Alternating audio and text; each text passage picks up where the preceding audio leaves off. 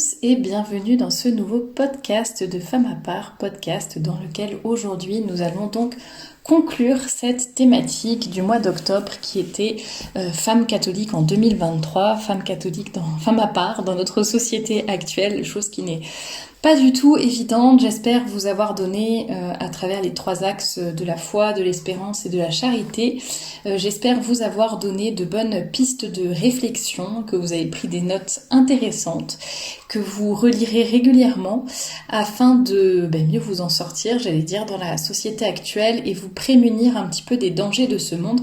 Et justement, en parlant des dangers de ce monde, je les ai évoqués plusieurs fois, mais sans forcément rentrer dans les détails. Et donc, c'est ce que je comptais faire aujourd'hui, afin de conclure un petit peu et de peut-être de pointer du doigt les difficultés, les dangers qui nous guettent.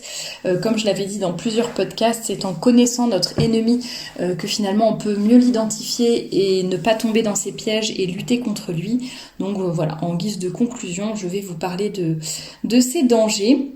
J'espère que la thématique du mois vous aura plu. N'hésitez pas en tout cas à regarder tous les liens qui sont en barre d'informations juste en dessous de cette vidéo.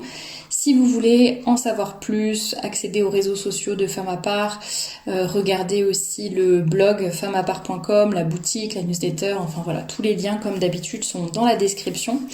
Et pour commencer, je voulais m'appuyer sur un chapitre du livre du père Bateman dont je vous ai parlé souvent, Formation de la jeune fille. Il a tout un chapitre qui s'appelle Amis et ennemis de la jeune fille. Et donc dans les ennemis que l'on peut rencontrer dans le monde, il parle donc des dangers du monde. Alors je ne vais pas uniquement m'appuyer sur ce livre, je vais juste partager avec vous 2-3 choses intéressantes qui sont citées dans les dangers, mais ensuite j'ai fait ma petite liste de dangers auxquels je pensais et je la partagerai avec vous. Alors le livre parle d'abord des occasions dangereuses, d'ailleurs le lien pour acheter le livre est dans la description, avant que je n'oublie de vous le dire. Donc les dangers du monde, les occasions dangereuses. Qu'est-ce que l'occasion ? C'est une personne, une chose, un lieu qui peuvent nous porter au mal. Le monde en est rempli, vous marchez parmi les pièges. Telle personne est pour vous une tentation. Vous vous sentez attiré vers elle d'une façon violente et passionnée. Halte là. Dans telle maison, vous savez que votre vertu peut être mise à l'épreuve. N'y allez pas. Dans telle réunion, vous avez entendu plusieurs fois certains avertissements de votre conscience qui vous disaient « Prends garde ». Telle lecture frivole ou profane vous trouble et vous suggère 1000 pensées folles, légères, ou vous lance dans des rêveries que vous n'oseriez pas raconter à votre mère, au feu que ce livre-là. Voilà, donc je trouve que c'est assez clair et c'était important de rappeler ça, qu'il faut fuir les occasions dangereuses, qu'il faut s'en méfier énormément et ne pas présumer de nos forces. Il cite également les divertissements, les dangers des divertissements. Donc il dit tous les divertissements ne sont pas mauvais, mais il y a certains lieux où les nerfs sont surexcités, l'imagination surchauffée, les sens flattés et le cœur tenté. Et donc ces lieux sont trop malsains pour une âme qui veut rester belle et pure. Ces lieux recèlent un poison lent qui pénètre goutte à goutte, qui pervertit l'esprit, dessèche le cœur et anémie la volonté. Un jour, on est surpris de voir les forces spirituelles défaillir et le premier tourbillon venu emporte l'âme et la jette à la dérive. Ce que je trouve intéressant dans ce qu'il dit, c'est que, vous voyez, ça va à la fois pervertir l'esprit, dessécher le cœur et anémier la volonté. C'est les 3 axes dont on parlait dans la thématique du mois de septembre. Et vous voyez l'effet que peuvent avoir certains lieux, certaines occasions dangereuses, etc. Ça va agir sur les 3 axes qui sont nos 3 piliers. Donc évidemment, il faut faire attention. Et puis comme il le dit, ça va pas forcément agir tout de suite, mais par contre, un jour, on va être surpris de constater que nos forces spirituelles ont défailli et le premier tourbillon venu emporte notre âme et la jette à la dérive. Donc c'est là que c'est pernicieux et qu'il faut faire attention. Moi, je connais plein de gens sur plein de sujets différents qui vont me dire « Mais non, ça va, mais non, je gère ». Mais non, regarde, je suis forte, etc. Et en fait, sans même se rendre compte qu'elles se laissent pervertir ou attiédir, ou petit à petit, en fait, elles se font contaminer par l'esprit du monde sans même s'en rendre compte parce que ça se fait petit à petit, justement. Ensuite, il est question, entre autres, de la coquetterie dans les dangers du monde qui sont cités dans ce livre. Et bon, je vais pas vous relire ce chapitre, mais je trouvais ça intéressant du coup de réinsister.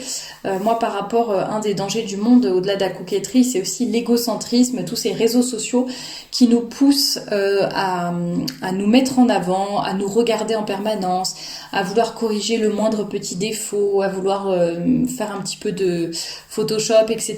quand c'est de retouche photo quand c'est nécessaire, vouloir apparaître sous son meilleur jour, mais d'un point de vue vraiment trop vaniteux et de se dire bon bah par exemple je vais me déshabiller de plus en plus sur les réseaux sociaux parce que c'est comme ça que j'aurai le plus d'attention, ou je vais me vanter de telle ou telle chose pour rester bien sur le devant de la scène. Il y a aussi ce désir de vouloir faire comme tout le monde, s'exposer au regard des autres, surtout pour les femmes, ça c'est un vrai danger, vouloir plaire, besoin de se sentir aimé, choyé, etc.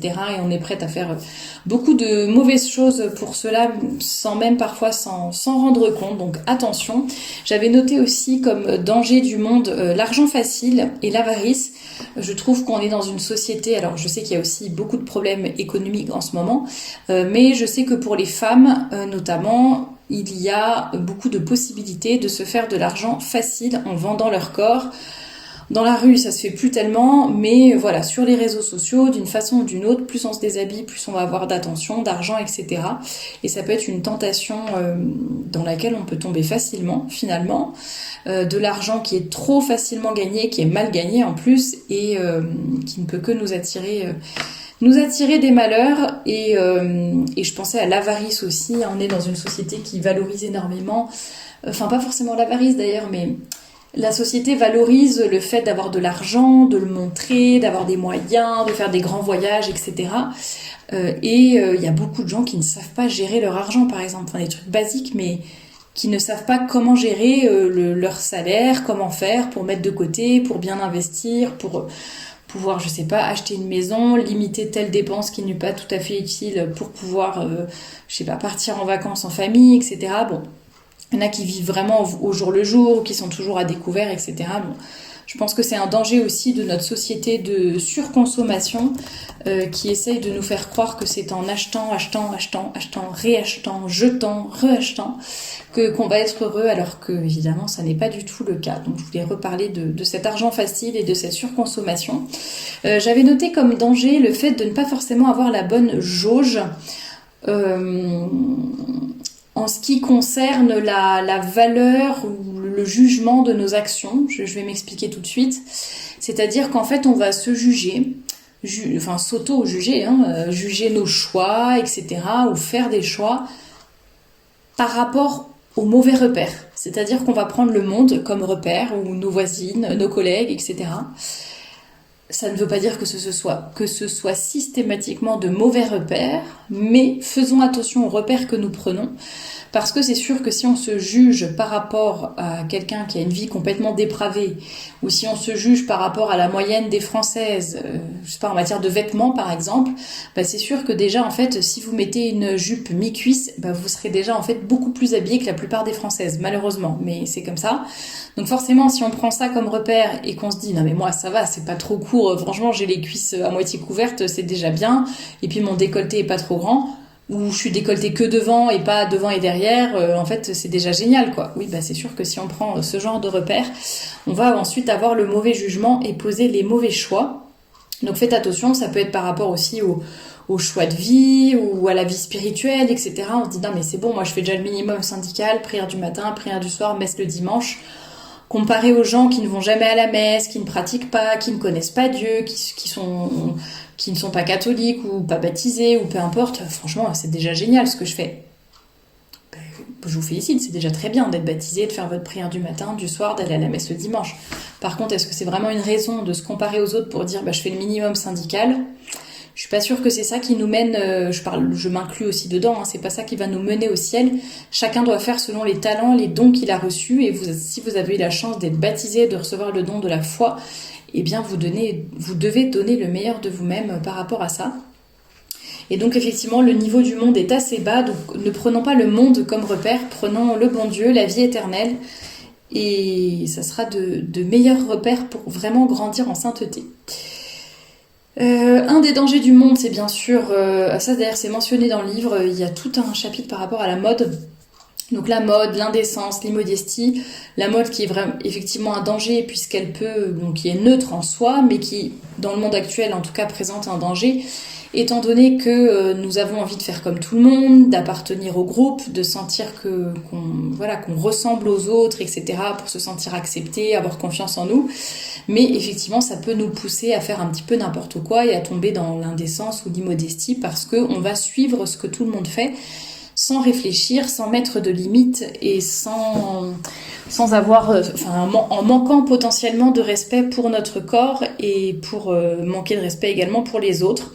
Donc effectivement, dans ce monde, la mode représente un certain danger et nous devons y faire attention, bien sûr. Autre point que j'avais noté, c'est l'absence de sens religieux, de transcendance, de verticalité.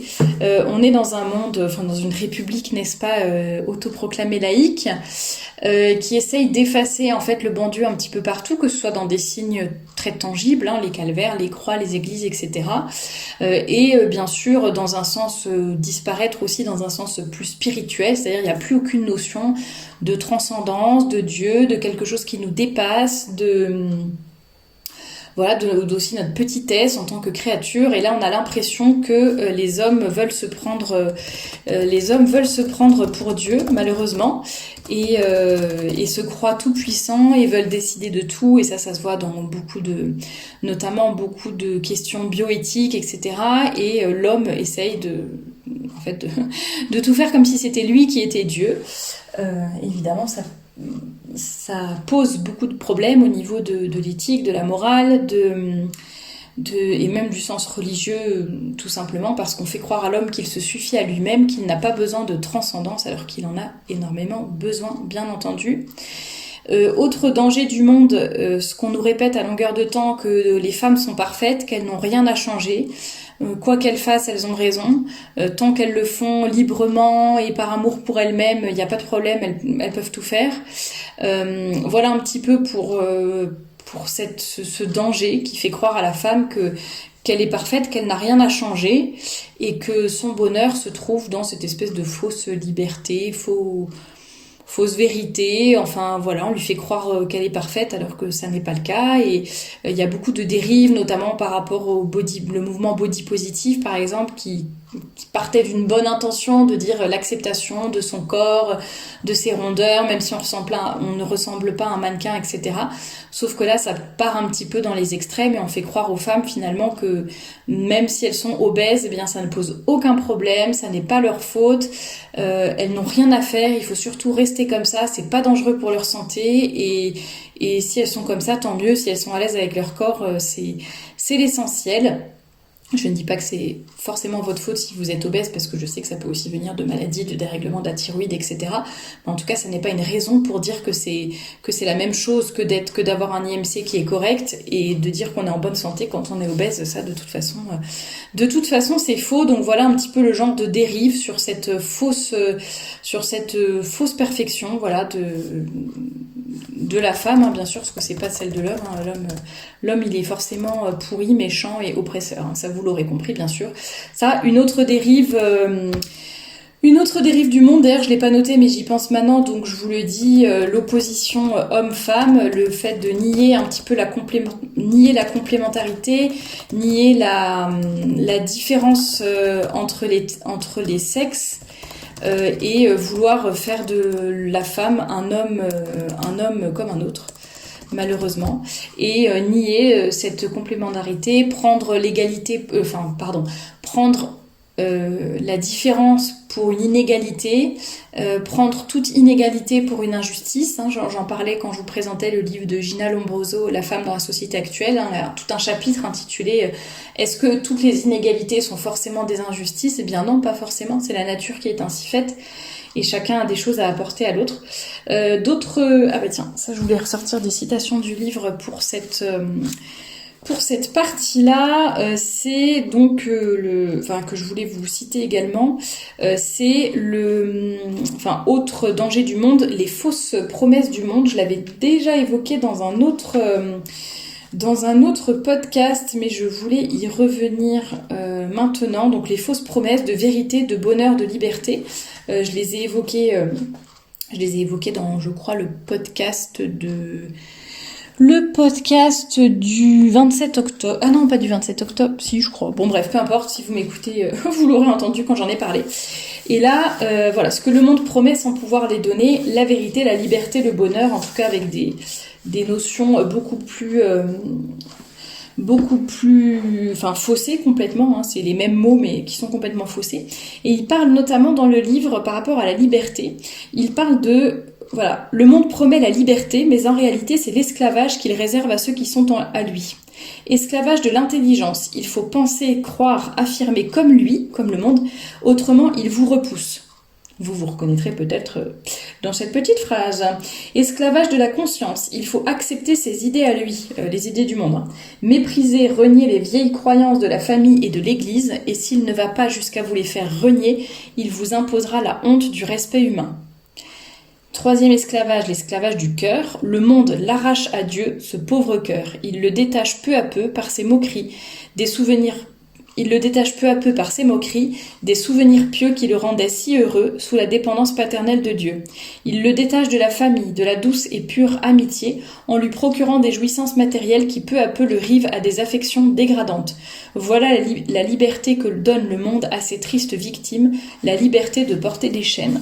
Voilà, je vous laisse méditer là-dessus, je pense que c'est très bien dit. J'avais noté également que le monde exacerbait nos passions et nos émotions plutôt que notre raison. Le but, c'est de ne pas vexer quand on a des débats ou quoi, surtout ne pas vexer, ne pas faire de vagues, ne pas utiliser son intelligence et son cerveau. Là, vraiment, le but, c'est de rentrer dans le moule, ne pas trop réfléchir. Et d'ailleurs, c'est drôle parce qu'il y a certains sujets où en fait, on ne sait plus quoi dire parce qu'on va forcément vexer une minorité. Parce que le monde fonctionne maintenant par minorités qui sont tout le temps en train de revendiquer des choses, hein. Ça peut être minorité raciale, minorité dans le sens les femmes sont une minorité par rapport aux hommes, minorité je sais pas, les handicapés par exemple, etc.